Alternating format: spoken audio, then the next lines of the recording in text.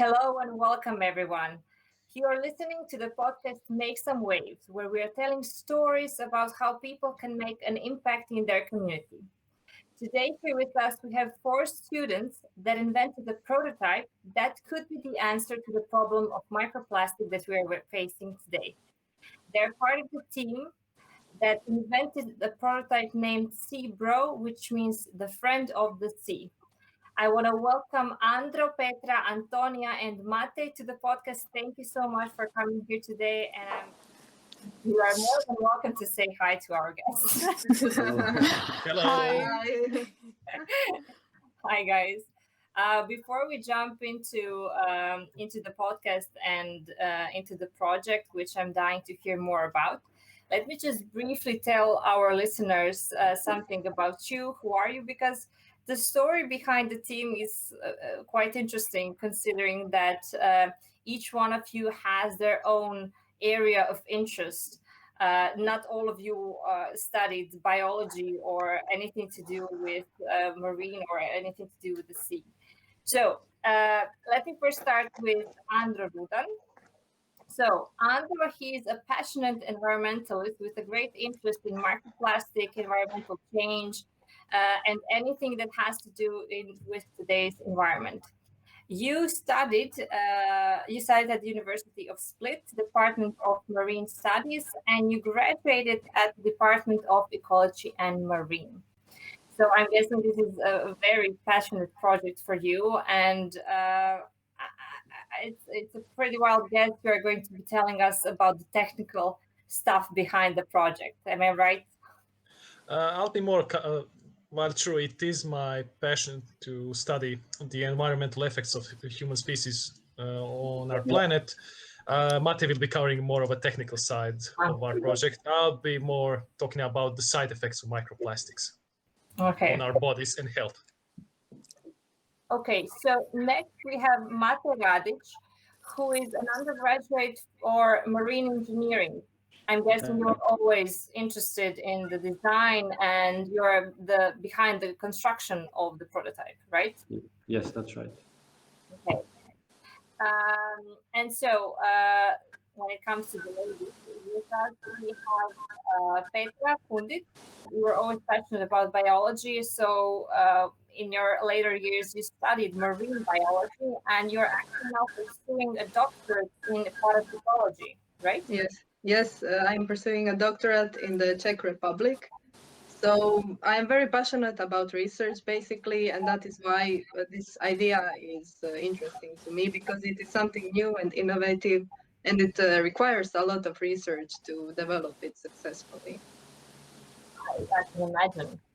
And last but not the least, sugar on top, we have Antonia with us. She's a student of business economics, basically in marketing. So I want to welcome you today. I'm guessing you will be the one behind the presentations and the story behind the prototype. Yes, my job is to present and to pitch and let's say to lead, but these guys don't need leading. They lead me. They're really great. So it's really a satisfactory thing to work with them.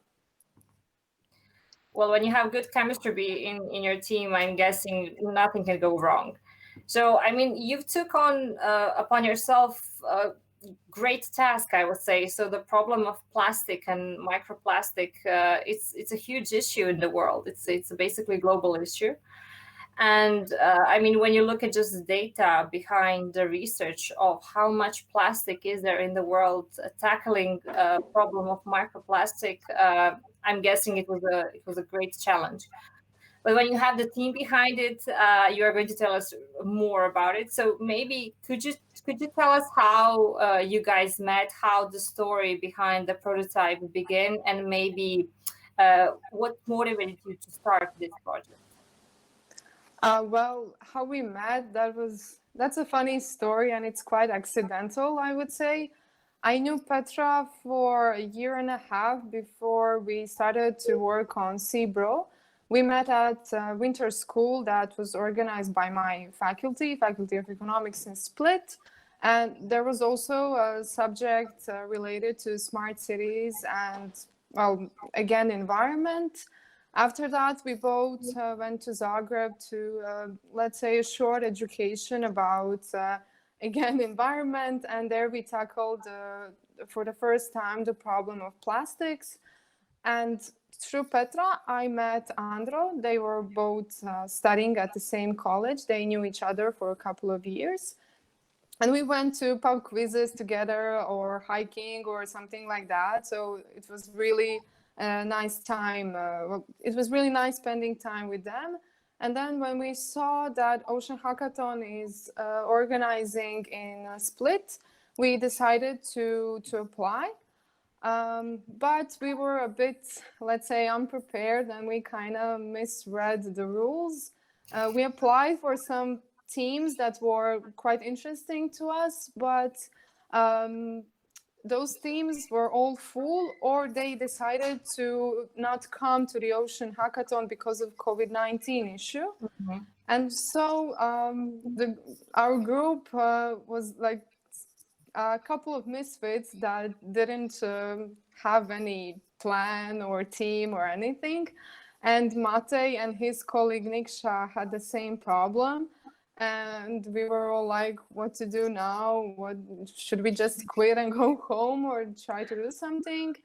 But the organizers of Ocean Hackathon were they're really great, and they just told us, you can do it together. It's not a problem for us. We can just make another team. You'll be like the fourth team. And then, yeah, we just went with it. That was the time when Zebro was born. So yes, and we took third place. I have to add that. We were so proud. Thank you. So basically, your prototype focuses on solving some of the issues regarding microplastics. So maybe could you tell our listeners what exactly is microplastic and how is it different from regular plastic, just so we could all understand what problem are you trying to solve? Well, Petra, if you want to. You can tell it, Andrew, no problem. Okay. So basically, microplastic is every particle in the sea, air, soil that has a size of diameter of 5 millimeters or less. Mm-hmm. And it's basically made out of plastic is all around term that basically encompasses all different type of polymers that were created either from the inorganic or organic materials. So, and basically, microplastic is basically is a debris that has been created from macroplastic that has been released into this nature, and due to the different natural processes, basically temperature, sunlight, radiation, microplastic started to dissolve, and it became a microplastic. Of course, now this is like in like layman's term what I described. Yes, and also besides degrading of microplastics, the sources can be also from the cosmetics. They can be found in cosmetics. They can be found in as a consequence of industrial processes, and they can be found, for example, in detergents. So on the clothing. So when you wash clothes, tiny particles of microplastics also wash up in the sea. So there are many sources basically, but the biggest one is degrading of macroplastics or regular plastics. So basically, if a bottle of plastic bottle, a bottle of water, mm-hmm. was swimming in the sea, after mm-hmm. some time, we are going to get some parts of microplastics in the sea as well because of the degrading, the heat, the sun, or something like that. Yes, exactly. Yes. Okay. And when you're looking at the society today, do you think they're aware of the problem? I mean, we know we have a problem, but do we actually know at what level we are having problem with microplastic and plastics today. How are the people actually are they doing anything about it? Or I mean, I think it's a global issue. It's a huge issue that concerns not only the users of plastic, but also the companies that are making it, the governments that are enforcing some types of laws and rules that everyone in the plastic microchain has to adapt. So maybe can you tell us more about the problem in the society that we are having, and how we can actually not be just part of the problem, but be the part of the solution? Well, can I say it, Andro? Well, it's hard to say because plastics in general, it's really good material. It's cheap. It's useful. I think that we can imagine a world without plastics. It has so many uses that you can't forbid it. But somewhere in some aspects where we can live without plastics, we should do that, because currently we have the Great Pacific Garbage Patch, which is also called the Eighth Continent. It's practically a continent made of plastics. So even if we today forbid someone to use or to make plastic, or even if we want to make people recycle more, or to not use single-use plastics, we still have that great problem to solve. It's really hard to impact people because, I think that they are aware of the plastic problem, but microplastic not so much, because it's not so known and it's not researched in the same way and in the same quantity as plastics. So it's really hard to have an impact on that. I think I read in some of the research that we're actually eating and digesting every day around 5 grams of microplastic. Is that, or per week, or it was something like that? So it's basically not just in the stuff that is all around, but it's in our food and our water as well. Yes, that's true. It's per week. An average person on the planet eats about 5 grams of microplastics a week, and that's one credit card. So it's really scary to think in that matter. But yes, we can find it in water, in pipes and bottled water. We find it in honey, in beer, and we ingest it. And it's let's say still not a great problem for us, because scientists are still not sure if plastic has consequences on human health. It's not researched enough. But they think that eventually it will affect human health and it will not be good at all. So we need to solve this problem for sure. I mean, if you maybe noticed, here in Croatia, brands actually started to have marketing campaigns regarding plastics in Adriatic Sea. So they are really trying to raise awareness about the problem, and they are organizing projects and activities for people to come and join and help actually clean the oceans. But still, I have to say, it needs to be done more on a bigger scale. So it's not enough to have one marketing campaign or one project behind it. We need to have a ecosystem that can actually help us get at least resolve in some percentage the problem of plastic and microplastic, meaning the government has to be involved. They need to actually held somebody responsible, not just people, but also the manufacturers, the leaders. They really need to step up and try to do as much as they can in order to first change the perception of the society and the mentality as well. We all need to move one step further in order to try to resolve the plastic problem today. Can you maybe tell us more about what the society is doing? So we know we have new restrictions, new laws that are coming from EU. Maybe could you tell us more about that?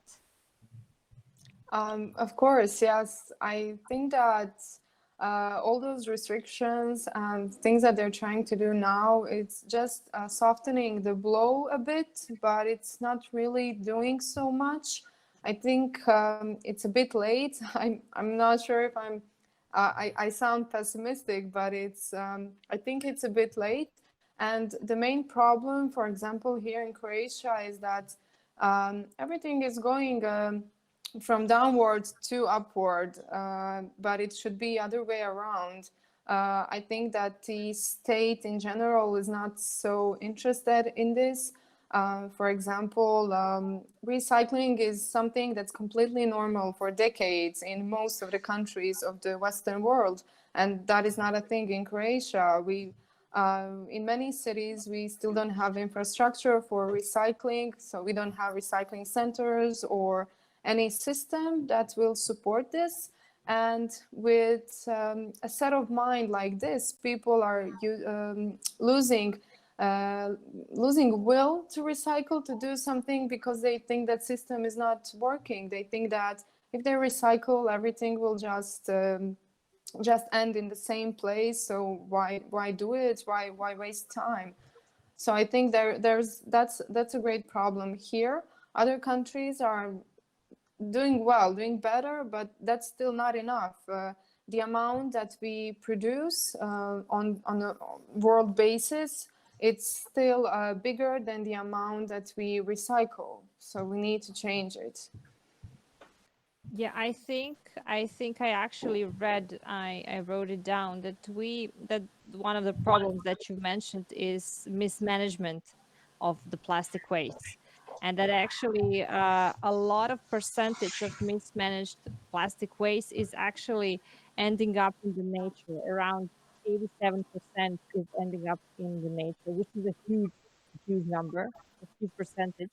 And when we are speaking about numbers, actually, if we don't change anything, they're predicting that up until 2025, the ocean will have 1 metric ton of plastic for every 3 metric tons of fish by 2025, which is scary and terrifying, to be honest, when I look at the numbers. But apart from the problem that that we are talking about, could you tell us maybe more about the solution when it comes to microplastic? So actually, we are still on the first stage of the process. When we first started researching the microplastics at the October last year, we found very diverse papers and data about the quantity of microplastics in the ocean. And after talking with some scientists here in the Split, we found out that there is no standard procedure when it comes to sampling.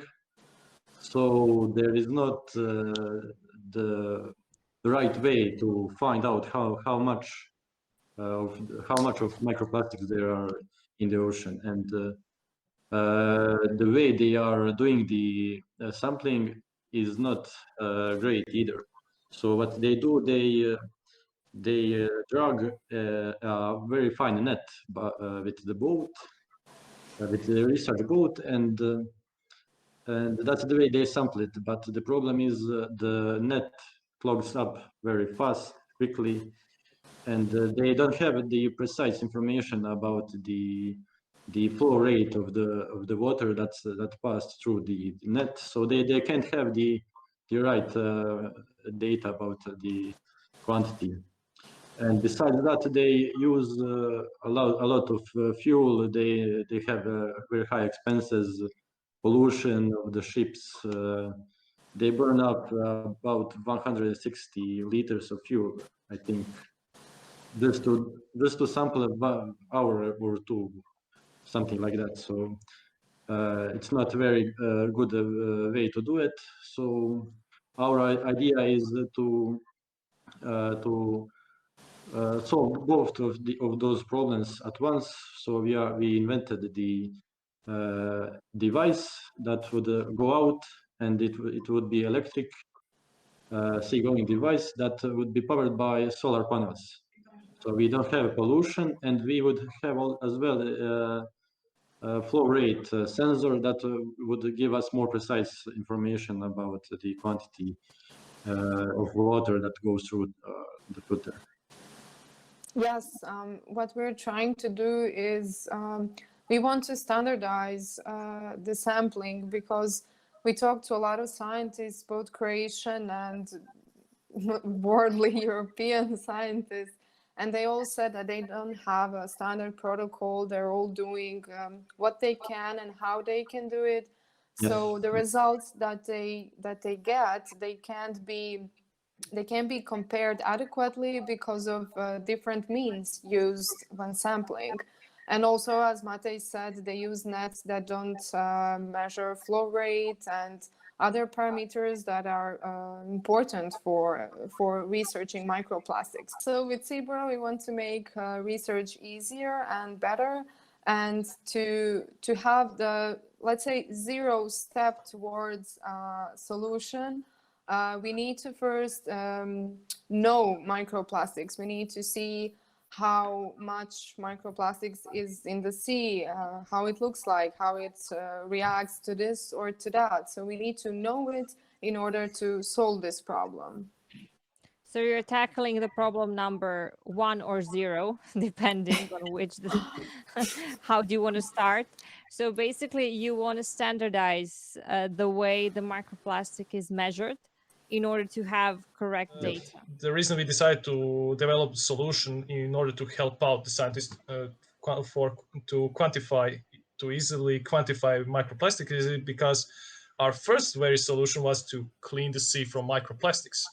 The problem here is that the size of the very microplastic is identical to the plankton, and if we started to clean the sea from microplastic, we will basically clean the sea from the planktons, which is food to the fish, and that would cause No good. more problems than good. Well, then good thing that you started with the measurements, and then afterwards Yes. we will do the cleaning. Yeah. Exactly. Yes, because with today's technology and the knowledge, and especially with our finances right now, it would be impossible to take such a big step. But I think eventually, perhaps it will be possible. We are Yeah, we going hope. in that direction anyway. So yeah. I agree with my colleague here. I mean, there are already like solutions, but they're only effective in laboratory. Mhm. It's Well, I completely think- different in the nature. So, guys, can you tell me why is your product different from the other ones in the market? Well, the others are practically non-existent, well, such as this one, because we didn't really find any other product that collects microplastics. They exist, but they are static, so they don't move across the sea to collect, to sample. And they're also in, let's say, prototype phase. So, well, they're still like us, they're not there yet. Other unmanned surface vehicles that exist and that are also using solar panels and solar energy are measuring other parameters but not collecting microplastics. So there are certain devices, but they're not doing what we want to do. So that's the main difference. And the one that can collect microplastics is static, so it can't move. So it's, let's say, not as good as ours. So basically, your prototype, it can move. It's not static. It's going to work using solar panels, which not a lot of them use, if I understood correctly, right? No, they do use them, but they're not collecting anything. I mean, they are using different measuring devices to measure salinity or temperature and such, but they're not collecting sample such as microplastics. Okay. So can you tell us what are your plans for the next phase of development of your prototype of Zebro? What are your plans for the next year? So we want to continue doing the research and upgrade our prototype and do more tests and continue with and try to sample the microplastics would be the goal for us. And to do that, we still have a lot more work to do, and we need better finances. We did make the first prototype out of our own resources, and to continue testing, and we need some investor or support, some kind of support from someone. The costs are Yes, so quite high. basically now we have to perfect it, and then we have to test it a couple of times and then perfect it again and again. So it's a process, definitely. Yes, that's right. The development process would be, I think, like up to 5 years when it comes to these kind of projects. That's at least every veteran in the industry told us. Besides, and just like Maite said, we would like to try to tackle the problem with cleaning the sea from the microplastics, but that would need further financial investments. And how can companies get involved? How can they maybe contact you if they want to be involved in your project? I mean, I'm going to leave some, if you want, some of the Sorry, links to Antonio. your... Yeah, I'm always available, so I'm they gonna, can just I'm give gonna me leave a call. links to your LinkedIn pages because we are waiting for at least a web page to come out. So this could be also one of the phases in product development. Yes. But definitely, if somebody wants to get involved, whether it is a company or an investor with your product. So Antonia, if I understood correctly, from Yes. is the person, is a Yeah. good person to call. Yeah, just call me. I'm available always. I sleep with my cell phone, so yeah. So, I have a couple, like 3 or 4 questions tops. At the end of every podcast, I'm asking the guest, let's say, a couple of questions that does not necessarily have to do with the topics that we're discussing, but it's more on a personal interest level. So every one of you can answer it, but they are like quick and easy questions. So don't take much time to think of it. You have 2 seconds per question and just say whatever comes to your mind, okay? So this is like one of the most important questions that you are going to get from me, okay? So which character from The Little Mermaid do you want to be? Ariel, the Little Mermaid, Sebastian the Crab, Flounder the Fish, or Seagull Scuttle? Seagull's cuddle. Seagull. Seagull.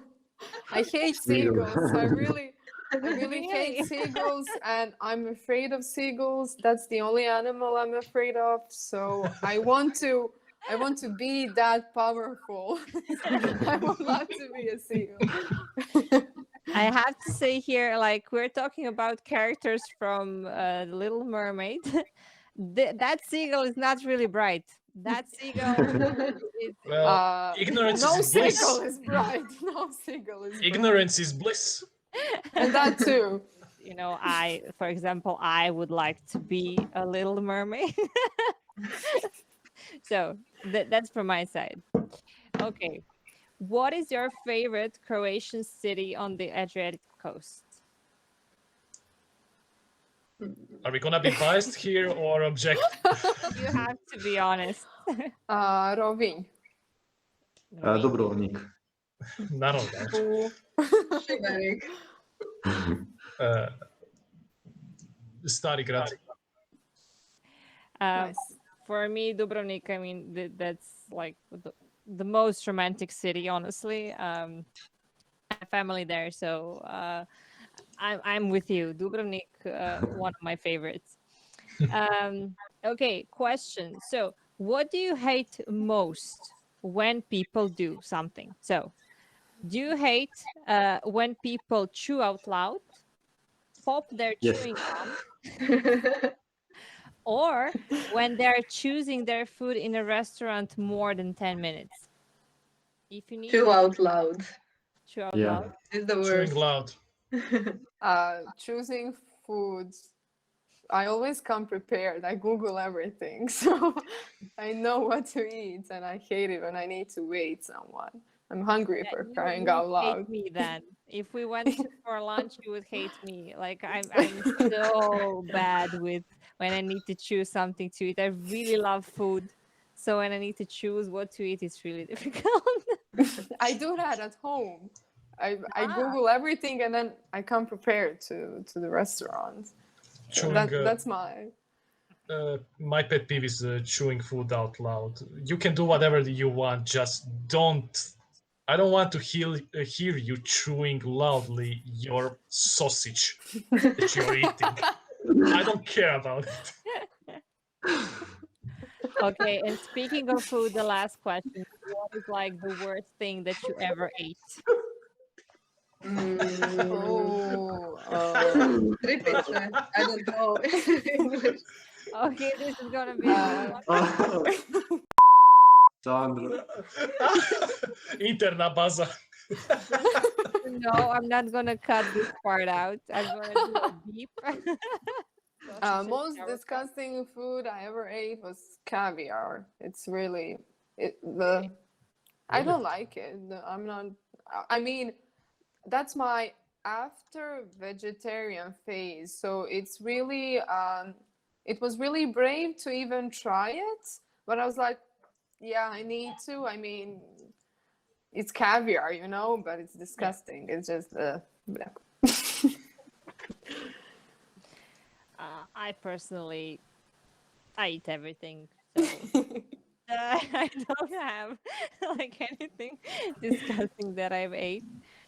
But yeah, thank you guys. More or less, this is it. Thank you so much for coming today, for taking the time.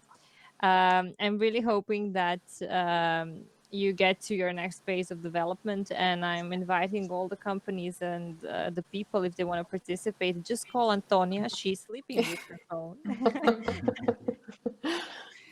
I'm gonna leave links below so you can contact the team.